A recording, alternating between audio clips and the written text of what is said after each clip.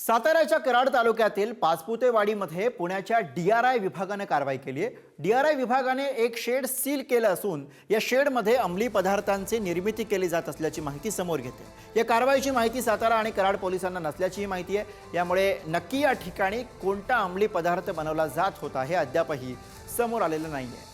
सातारामधली घटना, सातारामध्ये ही कारवाई करण्यात आली आहे। साताऱ्याच्या कराड तालुक्यातल्या पाचपुतेवाडीमध्ये पुण्याच्या DRI विभागाने ही कारवाई केली आहे। DRI विभागाने एक शेड सील केलेला असून या शेडमध्ये अंमली पदार्थांची निर्मिती केली जात असल्याची माहिती आता समोर येते आहे।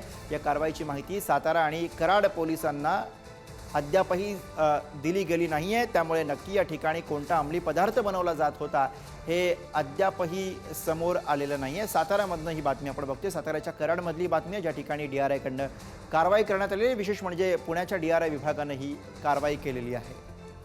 DRI विभागाकडनं एक शेड हे सील करण्यात आलेलं आहे। त्यामुळे या शेडमध्ये अंमली पदार्थाची निर्मिती होत असल्याची माहिती मिळते। मात्र या ठिकाणी कोणत्या अंमली पदार्थाची निर्मिती केली जात होती याबाबतची अद्यापही कुठलीही माहिती समोर आलेली नाही। ही दृश्य आपण बघतोय ज्यामध्ये आपल्याला एक शेड या ठिकाणी सील करण्यात आल्याचं दिसतंय।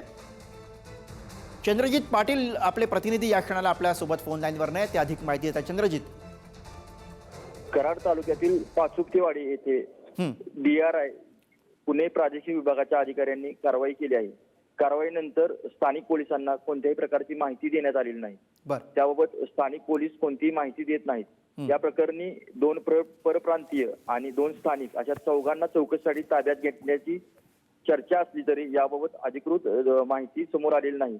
त्याचबरोबर 700 ग्रॅमचं ड्रग्ज पकडल्याची चर्चा असली तरी पोलीस अधिकारी व संबंधित विभाग याबाबत मात्र कोणतीच माहिती देत नाही। त्यामुळे ही कारवाई एक सस्पेन्स असली तरी कराड तालुक्याचे या निमित्ताने अंमली पदार्थ तस्करीशी असलेले लागेबांधे पुन्हा एकदा उघड झाले आहेत। बरोबर चंद्रजित, या कारवाईबाबत पोलिसांकडून कुठलीही अधिकृत माहिती येत नसल्यामुळे या कारवाईबाबत एक सस्पेन्स निर्माण झालेला आहे। धन्यवाद आपण दिलेल्या सगळ्या सविस्तर माहितीसाठी।